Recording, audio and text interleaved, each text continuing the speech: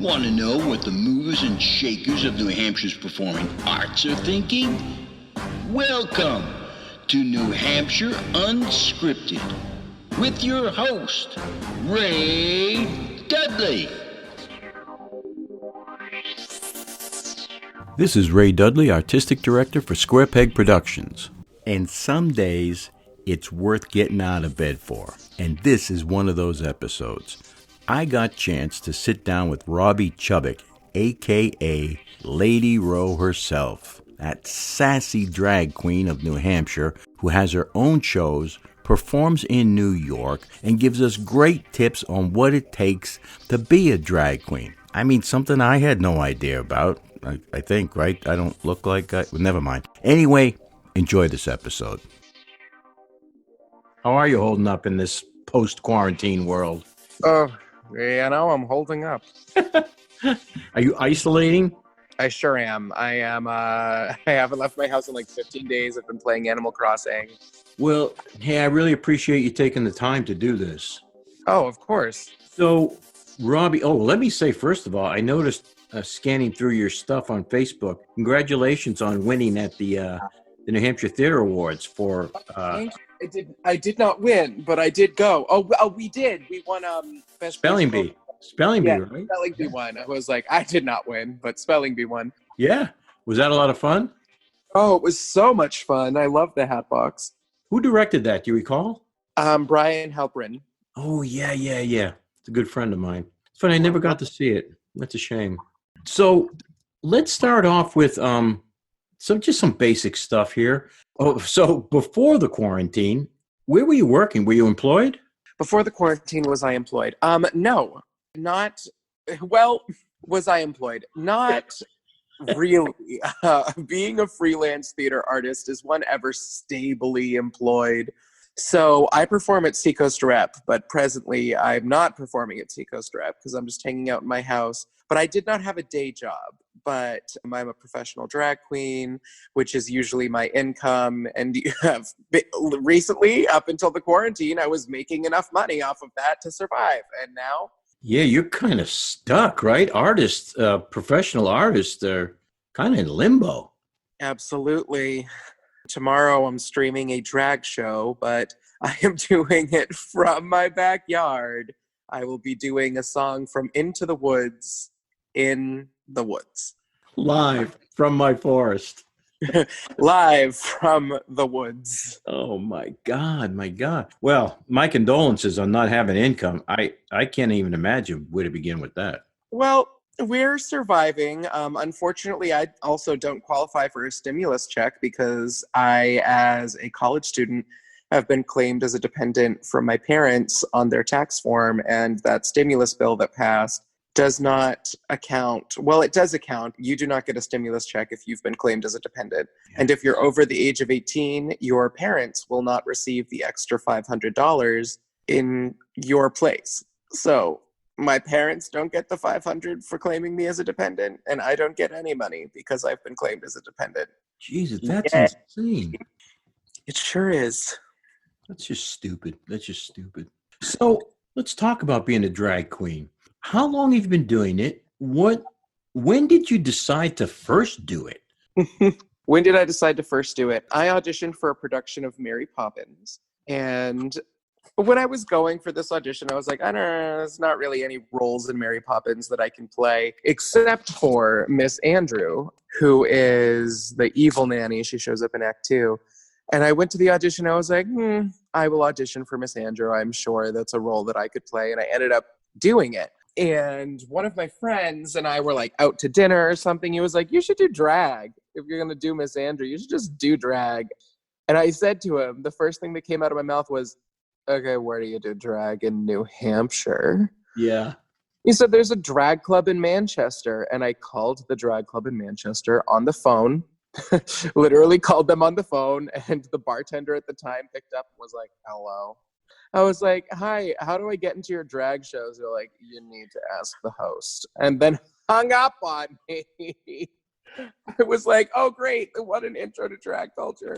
So I had added the host on Facebook and wanted to do the shows. I started doing the shows. And then from Mary Poppins to drag clubs. Now I'm performing in New York. I'm streaming. I'm doing Seacoast Rep drag shows. I'm doing all these things. And I'm like, oh gosh, I'm popular.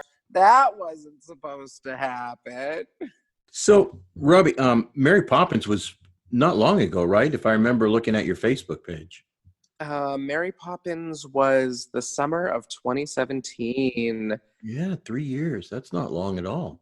No, and since then I've played a lot of other fun roles. I did Miss Hannigan and Annie. I've done Frau Blucher in Young Frankenstein. Right now I'm doing Ursula, knock on wood. Hopefully that doesn't get canceled. I want to touch on that in a minute, but I want to go back. So prior to Mary Poppins, were you still an actor before that? Or was that... Absolutely. I was still an actor. I've been acting since 2008 officially was when I started, like maybe 2007. When you say officially, what does that mean? Professionally or just when you started acting? That was just when I was in my first musical. I mean, if you really want to go all the way, I've been acting since I was in like second grade, being in like the pageants at school. And then we did, we have to even back up even further. My first musical officially was 2005. Officially. That's the official start date. Okay. And what was that? It was called Metaphasia. It was like a musical rendition of the 12 Princesses. And I was like, I can't remember what I was, but I remember I had a solo. And I was a broken toy. It was like a modern telling of Metaphasia of the 12 Princesses. And I had one line, and my line was, if my parts could work. And I remember all of the broken toys were like, we were all costumed in all black, and we all had Band-Aids and bandages and broken arms, and everybody who was a broken toy also had these like black hats with like flame, fire, whatever. We were all like 9 years old. Cute. Very cute.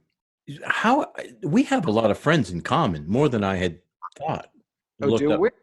Yeah. Well, I think, according to Facebook, I don't know, we get 30 something. So it's interesting that we've never crossed paths. Aaron is one of your friends, right? Aaron Campagna. Oh, I love Aaron Campagna. Yeah. Actually, I just interviewed him yesterday. Oh, let me see. We do. Oh, we have a lot of mutual friends. I don't know how we haven't bumped into each other. I know. That's crazy. Okay, so let's talk about being a drag queen.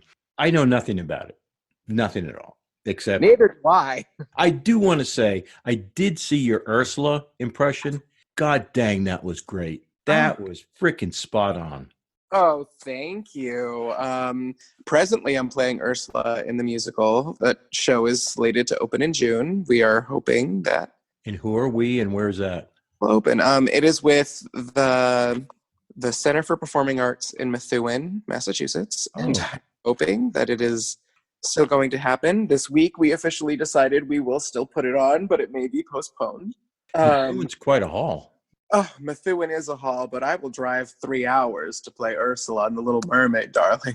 It's like, I just already am Ursula. I already know all my lines walking into the show. And thank you very much, by the way. It's a character I take a lot of pride in. Oh, I can tell. It really came off wonderfully. The clip is just beautiful. Oh, thank you. And also famous last words, because I think the first thing I say in that video is like I need the sheet music, and then I immediately forget a line. Huh, that's kind of karma-ish. It sure is. So you did your first one, and that was at the bar in Manchester. How Yes. did that go? Were you nervous? Yes. I looked terrible. I thought I looked so good.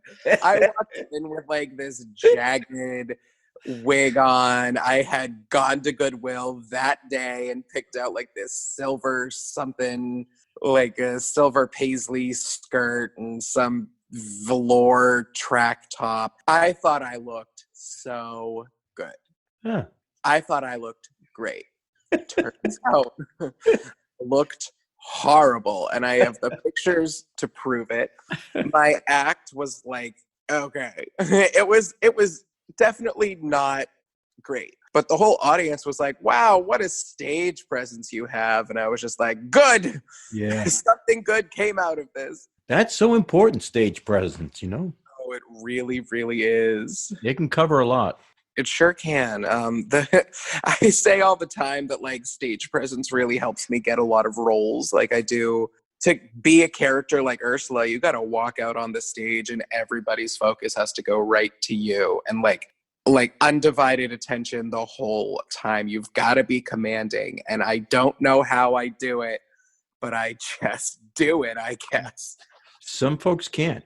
It's really kind of funny, you know, to be in the performing arts and not have a stage presence or that ability to capture the audience when you come out. I definitely have seen a show or two where there have been big characters without stage presence, and it can be hard to watch sometimes. No, it definitely is. Right? Like I just walk out and all of a sudden all attention comes right to me. So I'm like, if you're going to do a scene with me, you have to be able to keep up. Right, exactly. I'm not going to try to trample you. It's not my intention. It just, there's a lot here. There's a lot of presence. So you did your first one, and what did you learn, and how did you adapt after that?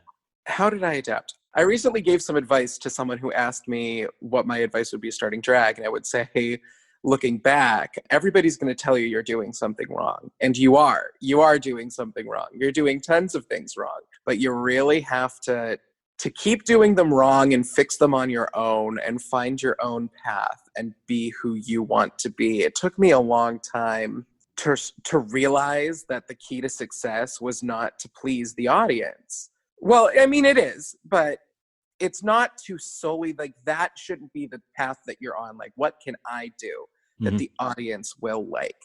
Because if you start on that road from the beginning, you're not going to take any time to figure out who you are as a drag queen.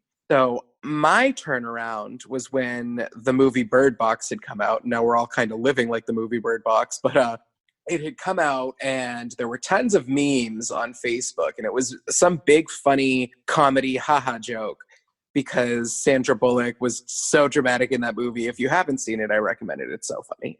And like the thing that she would do in the movie, the thing that everybody would do is if you left your house, you had to have a blindfold on because there were like these monsters outside. And if you saw them, then you went insane. And that's the movie with John Malkovich, right? Yes. Okay. Oh, he does such a great job in that movie.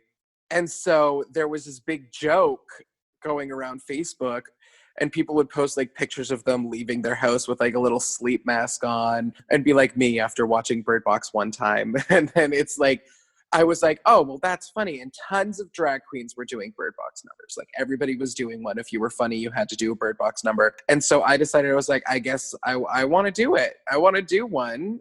What can I do that will be different and funny? And the best that I could come up with, and it was a joke with me and my friends for a while, because I was like, I'm going to do a Bird Box number and I'm going to do Just Around the River Bend from Pocahontas, actually blindfolded. And my friends were like, you're just really going to be out there with like a full-blown blindfold on. And I said, I sure am. And I took it a step further. In the middle of Just Around the River Bend, for no reason, for absolutely no reason at all, it turns into the cha-cha slide. And here I am. Here I am doing kooky and stupid things all the time. So it takes a while. There's a definite character then that you kind of created or morphed into. Is that correct? Exactly. And I've become this like wild and crazy, like, I don't know, stupid humor. It's very simple humor. I recently did a joke where I made a video, and in the video I said, roll the tape. And then it cut to a roll of masking tape rolling across the floor. And it cut back to me. And I said, okay, great. Now play the clip. And then it cut into the clip. A lot of my jokes tend to be like so simple, but also so like zing, like such a zing. And that's what people really started to like about me. And so now that I've settled and found my skill, the skill that I really feel comfortable and powerful with is being that simple funny, that stupid funny. And people love it. They go crazy for it. And a lot of times I find success in like a joke that is so obvious that you would never think of it. Roll the tape. I once did a number where I did Bop It from like the 90s. And when I had downloaded all of the Bop It commands, just because I didn't even lip sync to it, I just had the commands come over a speaker and it was like Bop It. And I would do like a dance move that was Bop It or a Twist It. And when I downloaded all the commands, I realized that there's a lot of funny things that Bop It will tell you to do. It'll kind of bully you a little bit. When you start getting it wrong, it's like, oh, come on, just do what it says. Oh, really? Really? You can't do it? And I was like, oh my God, Bop It is mean. Oh, I didn't know that. Neither did I, because I was good at Bop It. But it will also give you like really uplifting things that was like on the complete opposite side of the spectrum, where it's like, you can do it. I believe in you. Give it another try. And so the number I came up with is I had this funny 90s sounding beat and then a bunch of commands, and I started getting them all wrong. And then Bop It was like, oh, come on, you can do better than that. And then I like went down to the floor and the music stopped, and then Bop It just goes, oh boy, this is awkward. You can do it. I believe in you. And I stand back up and I start lip syncing to You Raise Me Up by the Celtic Women. And then I continue to play Bop It throughout You Raise Me Up. It's like, you raise me up, Bop It, so I can walk on mountains. Twist It. And this kind of stuff, I don't know where it comes from. I don't know how it happens in my brain, and it entertains people. Your persona is what, Lady Row? Lady Row, that's me. Okay. And well-known part of me, at least. Is it a lot of work? It seems like because it's almost like stand-up, right? Oh, it certainly is. Stand-up is part of what I do in drag as well. To be that creative, where you not only have to create this persona, but then you have to do this whole stand-up routine. Mm-hmm. And that sounds pretty intensive to me. It sure is. Getting into drag and like being a drag queen, you really have to be ready to roll. I don't think I've ever planned makeup out in advance for drag. I think I have simply come up with a concept in my head, opened up my makeup palettes and brushes and foundation, and just gone with it. And on top of that, like the stand-up routines and most of the things, I find that if I try to sit down and come up with something, it's going to be horrible. Oh, if I sit down and be like, oh, this is what I want to do, this is what I want to do, and like explicitly turn on the creative, you never come out with something good. But if you like, the best ideas are the ones that just happen in your brain, like in the middle of doing something. I was at a rehearsal for a show that I wasn't even playing a woman in. And I had this brilliant idea of, oh, what if I did the witch's rap from Into the Woods, but I did the movie version, and when Meryl Streep's like, your father died, your mother cried, and for extra measure, I admit it was a pleasure. I said, sorry, I'm still not mollified. And then for no reason, she farted. And so I went back and I edited and I finessed and I changed the spot. And there's this spot in the music where like the violins build up and it's like, ba, ba, ba, ba, ba, ba, ba, ba. And that is where I edited in the fart. And that's the only thing I did differently. And it wiped the whole audience out. And if I like try and sit down and think about it, I don't think I could come up with that. But they just pop into my head and I write them down. I've got my notes app on my phone. I'm just like, here we go. So how much of your act ends up being improv? All of it. If I'm doing stand-up, I usually have an outline. I have one singular line. That's it. Hello, good night.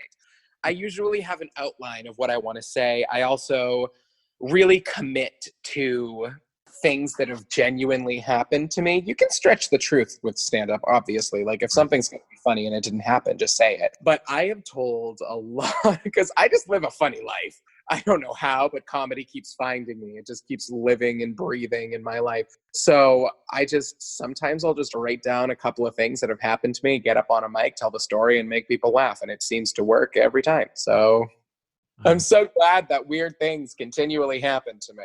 Yeah, I guess. Yeah, okay. In a weird sort of way. I can see that. No, I literally once went to the Apple store, and this is one of my favorite bits that I tell. I once went to the Apple store, my phone wasn't charging, and I was like, oh my God, something's wrong with it. And I had gotten like out of bed, got dressed, went down to the Apple store, and waited for an hour to be seen. An hour. And then they looked at my phone, they plugged in the cord, and it wasn't charging. And they were like, huh? And I was like, I know. And then they were like, we're going to take it out back, see if we need to replace the charging port. They took it out back. And in about maybe less than 60 seconds, they brought it back and said, fix the problem. And I said, what was the problem? It said, you had a wad of paper jammed in your charging port. And I was like, what?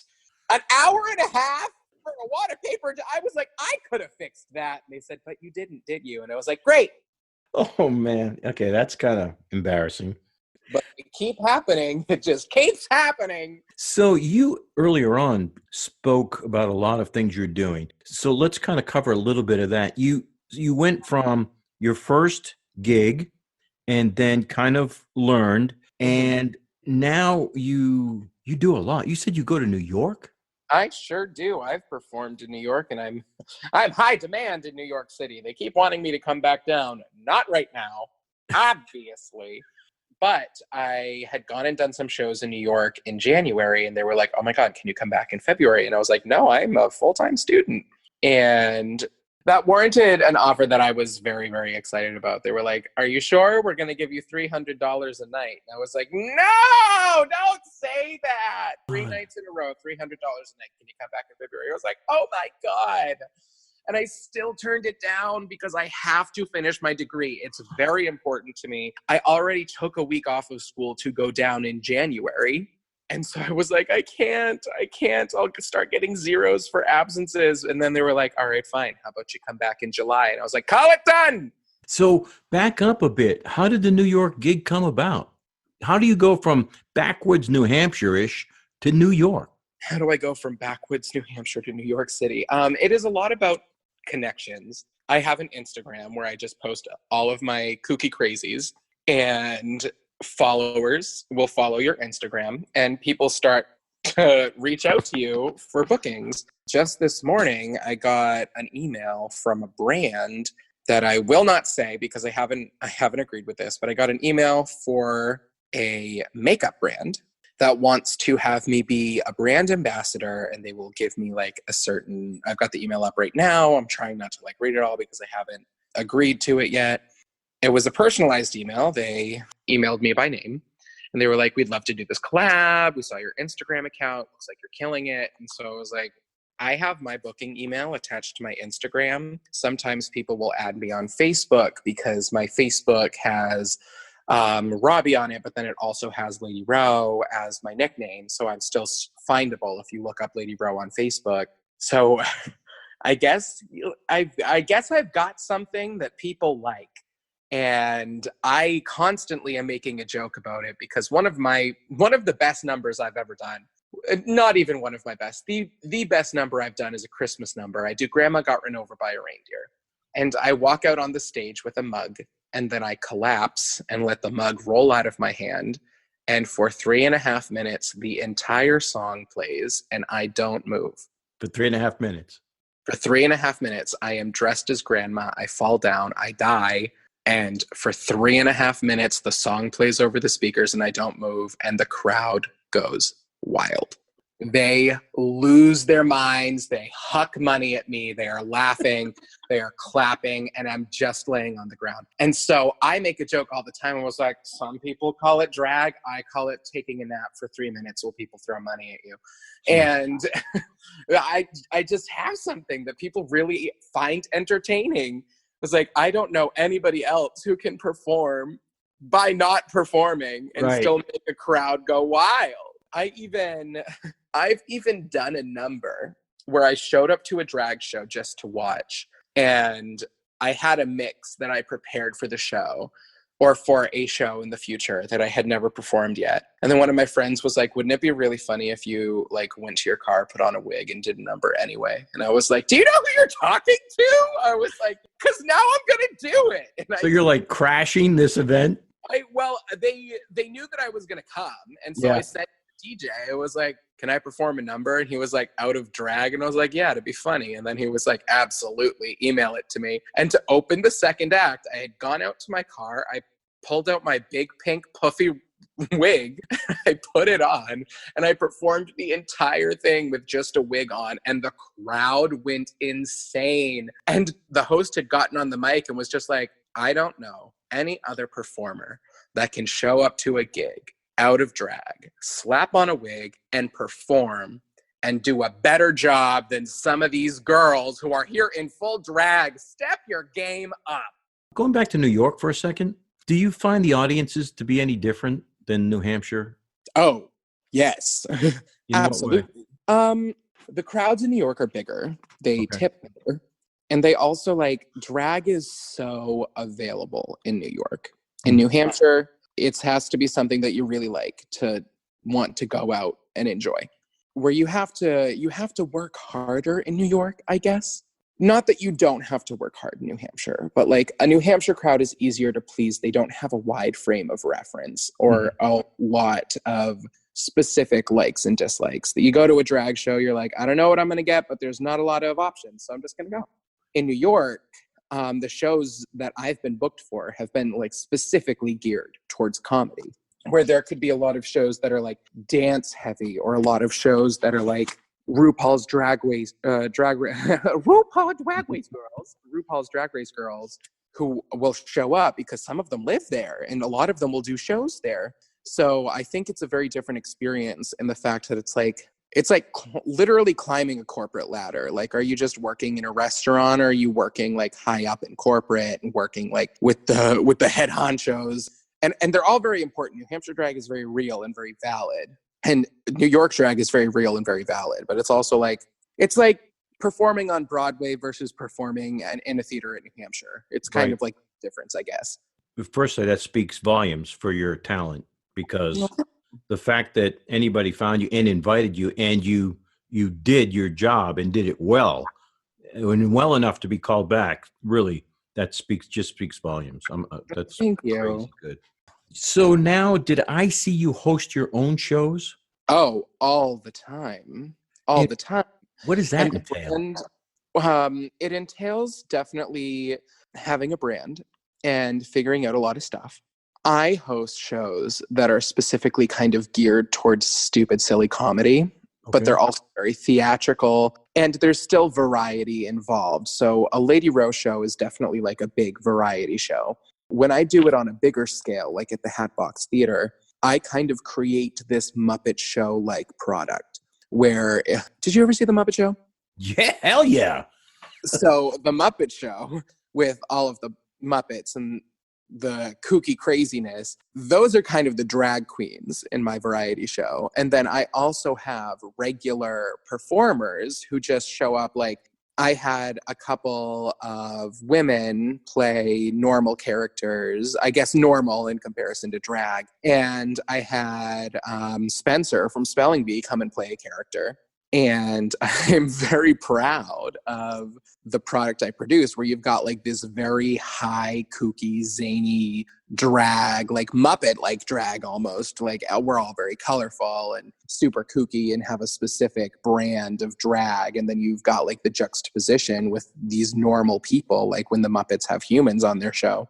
And watching that difference, I think, is also part of why people like to come to my shows. I think there's a lot of fun in that notion that there's like, oh, look at this. And we do musical numbers, we do dances, we do lip syncs, we do comedy. The one at the Hatbox had a plot line. So I was like, ooh, a plot line? Story now, yes. You know, I wrote a plot into a drag show. I've never been more proud of myself. I was like, look at me. So besides the Hatbox, where are you performing? Where is drag done in New Hampshire? Where is drag done in New Hampshire? So it's done in Manchester. However, given the current circumstances, I'm not sure where it will continue to happen post-quarantine. Good point. So I hesitate to drop any names. I know Seacoast Rep does drag shows because I do them there. There is a bar in Dover that does drag nights on Sundays. There is plenty of drag in Boston. There are tons of gay bars and gay clubs in Boston that do a lot of drag shows. I've done a couple of shows in Boston, and there's even some in Maine. Like it's definitely an available art form, but you gotta you gotta look for it. You gotta make sure that you find it. So is It's it? gotta be something you want and enjoy to like. Yeah. Is it Find. kind of like the comedy circuit for professional comedians? You know, there's clubs that you go play and work out your routines and stuff. Is it like that? Yes, very, very similar. Like there are open stage shows where if you're not presently getting like booked and asked to come and perform and like given the big bucks, which the big bucks are not the big bucks, they're just, some bucks. But you can do an open stage show, and that's kind of the open forum for people to start doing drag, to kind of give it a whirl, just like there is with comedy. So like a comedy circuit, and this is something funny because I didn't realize until I started getting involved with comedians, because when I was booked for a comedy show, I thought it was a comedy themed drag show. And then I found out like the week of, they were like, no, this is a stand-up show. And I was like, oh boy. And the more time I've spent in that culture, and finding the comparisons, it's very, very similar. It's almost nearly identical, except, not all comedians get in drag. I do. I get in drag. But I've also done some stand-up comedy out of drag, which is very refreshing and a very, very different experience. Why? Why? I started doing stand-up comedy in drag because behind the makeup and the hair and the lashes, I know I'm a different person. I know I'm very commanding, but where like I've never considered Robbie to be shy. I've never been described as shy, but now that I've made a lot of friends as Lady Rowe who have gotten to like know and love this drag queen character I've created, and then when they start meeting me out of drag and like hanging out with me, they're like, "Oh, you're like really shy," and I'm just like, "What?" Which is just a comparison. And so stand-up comedy can be terrifying because you don't know if you're going to be funny until you're in the middle of your act. Where drag is, I actually think comedy is scarier than drag, because drag, you've got the wig and the makeup and the everything. I think it takes a lot of guts to get up there and do drag as it does comedy. But at least with drag, you've got the music like pumping, and people don't have to actively be replying like with applause and laughter for you to have done something successful. Where like if you get up and you do comedy and people are not laughing, congratulations, you have not done comedy, sit back down. Well, I started doing that under the wig because I was like, even if I'm not funny, I'm in drag. So people will still find it funny. And that was true. And then I was diagnosed with cancer, and I was going through chemotherapy, and I was so exhausted. And one night that I had a comedy show, I had texted my co-host, and I was like, listen, I'm not coming in drag tonight. I'm still going to come. I'm still going to do the comedy show. I just do not have the energy to get in drag. She was like, no worries. We're going to love you no matter what. And it was so much scarier. And that the first show that I did out of drag, actually, I still had a wig on because I was going through chemotherapy. And I cracked tons of jokes about cancer while I was going through treatment. And it was not only hilarious, but very cathartic. And I remember that I got up, and usually I can make cancer jokes in drag and people will take my word for it because they already know that I'm in hair, makeup, and a wig. So they don't know what I'm going to look like underneath all of that. When I had showed up in a wig and I looked like a normal person for the most part, I started to crack cancer jokes, and a lady like heckled me. She was like, you can't say that. And I took my wig off and I threw it at her. I said, yes, I can. I have cancer. You can't say that, Ellen. Oh, and the crowd lost it because I had literally I guess nobody had realized I was wearing a wig until I took it off and chucked it at her. Comedy is comedy, and I feel like if you're approaching comedy like comedy and you can be tasteful with it, I was like, it wasn't like I was getting up there and I was like, I hate cancer patients. All cancer patients deserve to die. I was like, I am a cancer patient, and I am being funny about something that I find funny and that applies to me. Definitely there are sensitive topics, but I truly believe like if you want to approach something and you want to be tasteful about it, you will have to make your peace with the fact that you're going to upset people. you're going to approach a sensitive topic, and that'll be that, and that's on that. After I had done some jokes about cancer, I had a woman come up to me at the end of a show, like in tears, because I had deeply upset her. So I did not apologize, because I definitely am allowed to make my cancer jokes. Like, they're about me. I'm presently like going to chemotherapy. Well, not anymore, but at the time I was presently going to chemotherapy every day. And so I was like, well, thank you for talking to me. I was very like polite to her. I wasn't rude to her, but I also made a note not to apologize. I was like, I mean, everybody is entitled to how they want to feel, and everybody's feelings are valid. And I was very glad that she came up to me to like express herself. But I was also like, I'm not going to say sorry. I was like, you go to chemotherapy every day, and then tell me if you think that I need to stop making my jokes. You know what I mean? Well, some people just, I swear, they make being offended a business, a side job, you know. So do you have other drag queens that you are tight with, kind of like a posse, and you like to perform with them? They're very comfortable with them. Oh, I sure do. I have a drag family. You do? I do. We are the wonderful House of Row Entertainment, or House of Row. WHORE for short. We are lovingly known. Can we swear on this podcast? Is that something? As far as I know. I haven't Great. stopped anybody yet. Ask Michael Curtis. So we are presently known around New Hampshire as the Whore House, because wonderful House of Row Entertainment. Was that the swear? Yes, whore. Whore. How many times can I say whore on this podcast? And so that consists of me, my two drag daughters, Pancake and Euphoria. And then our photographer, Justin, we include him in the drag family. And your two drag daughters? I do. I have two drag daughters. It's kind of like the mob, isn't it great? Like drag queens, but thugs. So a drag daughter is like, these are two people who wanted to start doing drag and weren't really sure how to get started, but they knew me, and I was like, I will teach you everything I know, babe. Did I know a lot of stuff? Not really. Do I know a lot more stuff now?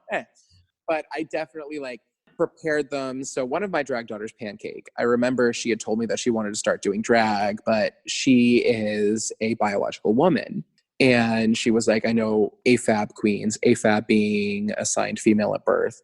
AFAB queens get like a lot of flack and a lot of attitude, because they like, a lot of cis male drag queens will be like, no, like, you're cheating. You already have a female body, blah, blah, blah, this. And so she said to me that she wanted to do it. And my friend Hannah, who's Pancake, and I have been friends for a long time. We went to high school together. And I said to her in that moment, I was like, Hannah, I'm going to be very real with you. I think you are crazy talented. I think your makeup skills are fierce. I think that you're a dancer. I feel like this is a great choice for you. But I want you to be prepared. Like, people are going to be mad about it. I'm not going to be mad about it. But if you think you can handle that, then like, girl, let's go get you some wigs. I was like, let's go get you some wigs and let's go. And people have been mad about it. I've done shows with Pancake where she has performed on the stage and I've been in the audience, and someone stood next to me and was just like, oh, Pancake's performing again. She's not even a real queen. And I have turned my head and I was been like, oh, sorry, can you do makeup like that? Can you do wigs like that? Can you dance like that? Can you dance like that in heels? No? Then hush up, child. Robert, you're killing me. You're killing me here. I've got such a colorful personality. I recently did an interview with a newspaper at UNH. It was the New Hampshire. And they used so many direct quotes. And I read this article back laughing about all of these things that I said that I wasn't sure if they were going to direct quote me. Like, they direct quoted me describing my drag as kooky and stupid, and some of my friends texted me the screenshot and they were like, is this newspaper just calling you kooky and stupid? I said, no, I said that. That is very funny. That, because how they quoted it is they said Lady Row is more, quote, kooky and stupid, unquote. And I was like, oh, that's hilarious. It just sounds like that's what they think. But it's also true. There is so much sass in your character. It's crazy. Oh, thank you. Oh my God, it comes across. Your Ursula one just oozes sass. It's just brilliant, spot on. Well, thank you. I hope people are able to come and see it, because there's a lot of crazy choices I'm making with that character that are very different while also still being very true to who she is. That would be interesting to see. Oh yes, I did something in a rehearsal that was so out of left field just to be funny, and the director laughed so hard. She was like, keep it, it's so accurate." And I was like, "I got you."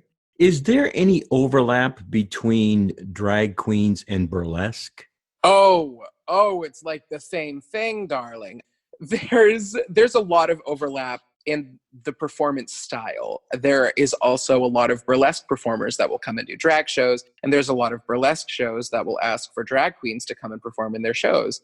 And it's a very, very similar kind of thing, right down to the kooky and crazy and funny.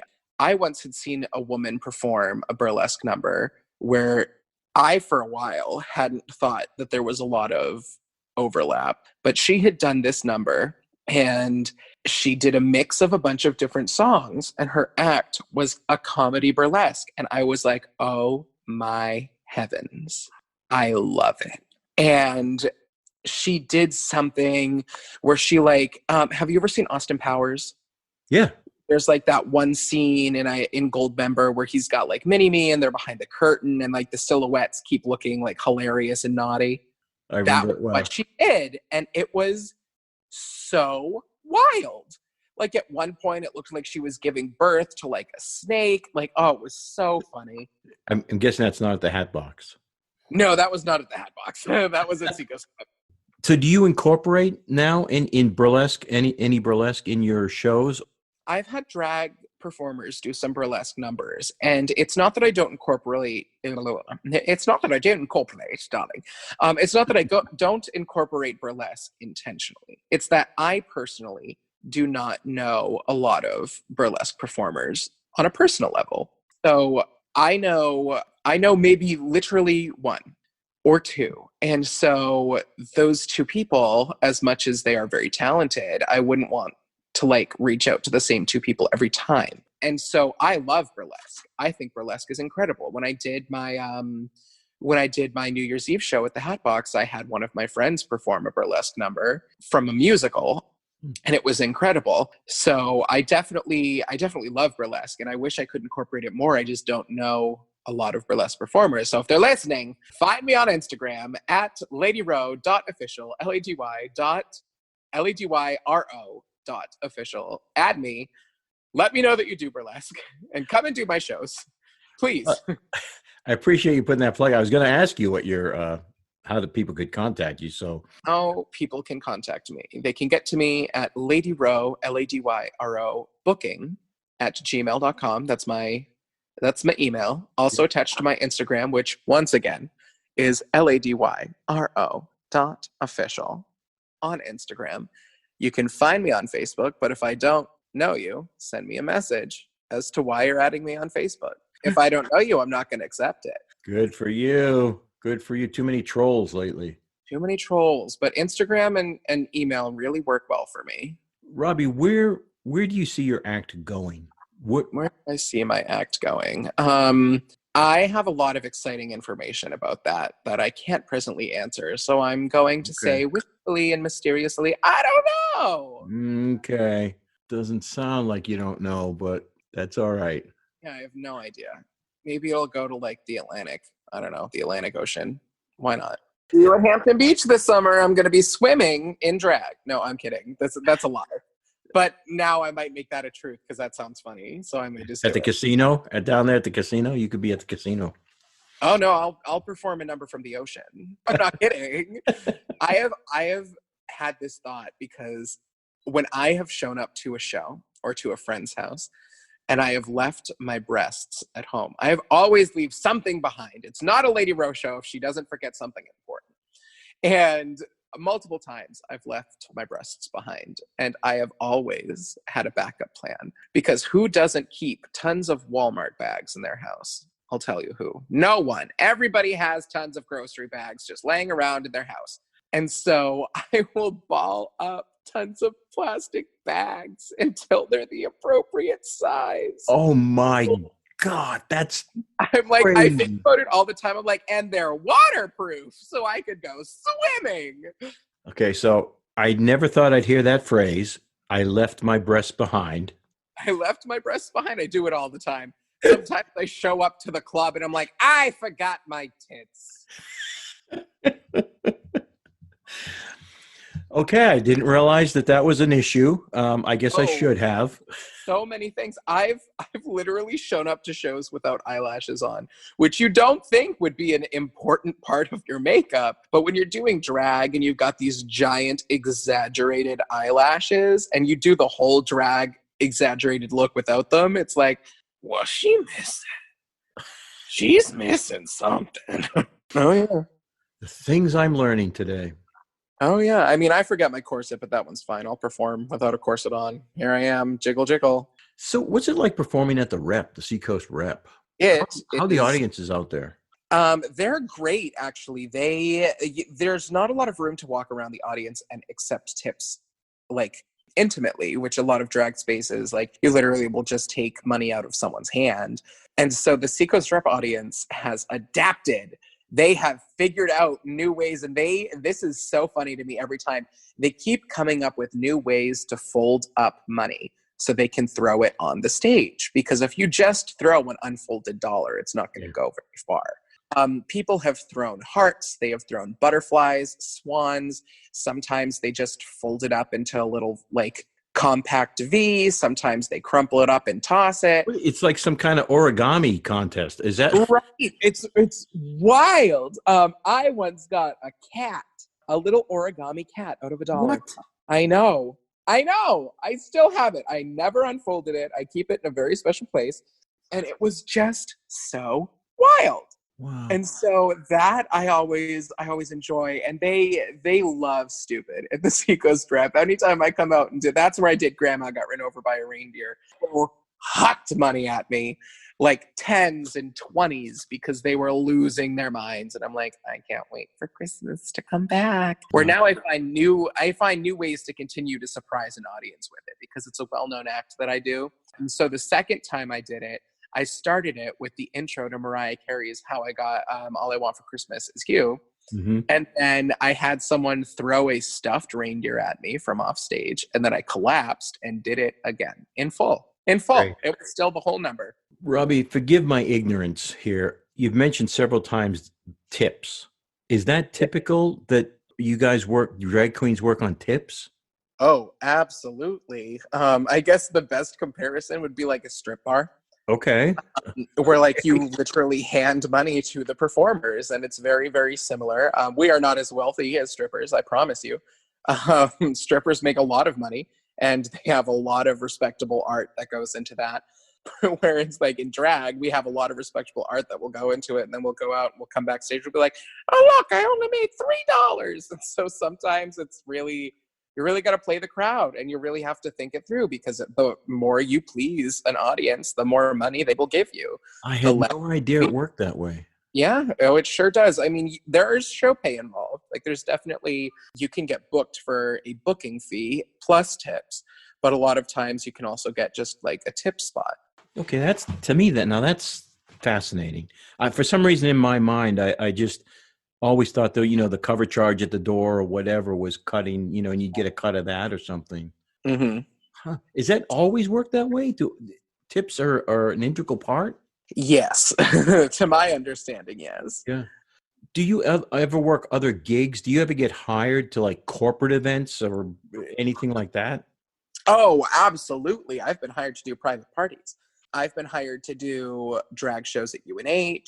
I once was hired, and whenever I get hired to do a private party, I always make sure that I know who I'm working with. And before I go to this event, I have shared my location from my cell phone's GPS to multiple people, just in case. You never know. And Yeah. at Queen, it gets, frightening. And so I went to this event, and they were very, very nice. I knew who they were, but just in case, Michael Curtis could book me, and I would go to his house happily and drag and perform for a big old party, but I would still share my location with everyone. I'd be like, just got to be careful. And when I got booked to do the stand-up comedy, I didn't realize that it wasn't a drag exclusive show. I was the only person who showed up and was a drag queen. Lady Row tends to be in a kind of demand outside of the drag world as well, like just as a comedian, as a puppeteer. I was asked this. I made a connection with Mitty Magoo during the Hatbox Pitch Night this year, and she wants me to start doing some puppet shows with her. They do like a puppetry slam, which, as I started to find out from this person, that they're very, very similar to drag shows. But they're not only very similar to drag shows, but they're also like, it's like a variety show with puppets, and there's a bunch of different acts. And I incorporate puppetry into my drag because it's part of what I learned in college. And I do this one act with a duck puppet. I do the duck who walked up to the lemonade stand. But instead of being like, and the duck walked up to the lemonade stand and he said to the man running the stand, "Hey, bop, bop, bop. When was the last time someone smiled because you walked into a room? You sicken me, you dirty, rotten son of a bitch." Then he waddled away, waddle, waddle. And so I do this kooky, crazy act. And I showed her the clip and she was like, "Oh, you have to do puppetry slams. You absolutely have to." And so I'm presently working on an act with singing puppet breasts that I hesitate to give away details for. Where is my podcast going here? It's like, it's such a brilliant idea. I don't want any other performer to steal it from me. Puppets and drag and burlesque, and I don't even know where to continue here. You're not in Kansas anymore, are you? No, I am not. Puppets, that's interesting. Very, very interesting. Boy, you had made a point earlier, and I was meant to write it down. I didn't. Oh, I know what I was going to say. No, that's right. Again, my ignorance. Never dawned on me, and perhaps should have, the safety issue here. You brought that up, and can you just touch on that a bit? Is that a real concern?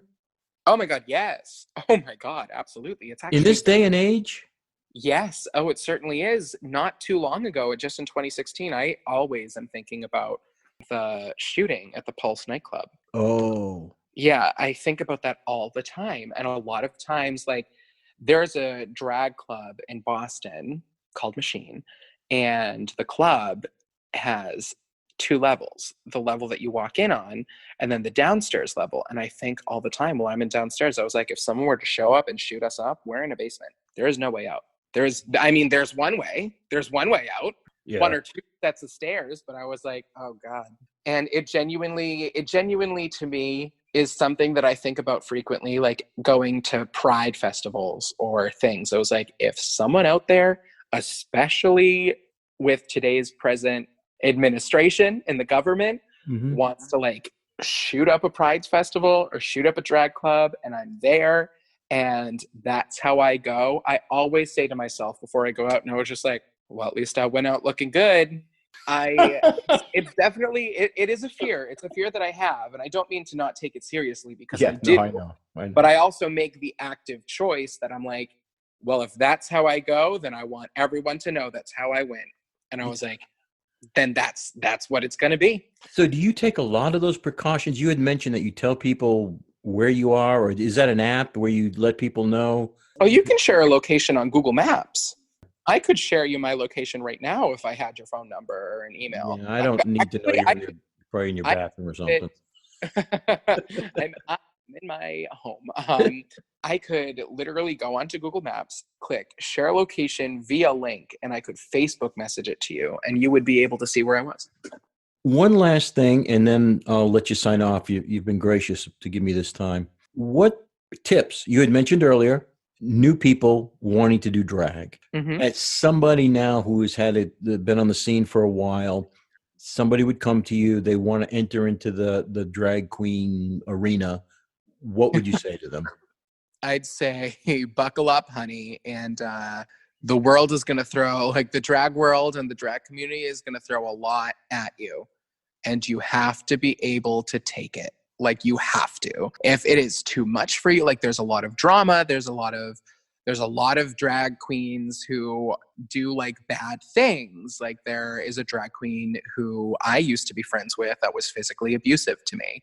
What? And yeah, absolutely. They're like, just because this is a loving and accepting part of LGBT culture doesn't mean that we're 100% pure. Like there's definitely drag queens that, like, in any culture, there are people out there who are not good people. There are cancer patients who are not good people. There are trans people who are not good people. Like there are just so many people who may be part of a minority. And I was like, you got to be prepared for people to be scary and mean. Like then just on top of that, like, so I'm not trying to say that all drag queens are terrifying. Right. Yeah.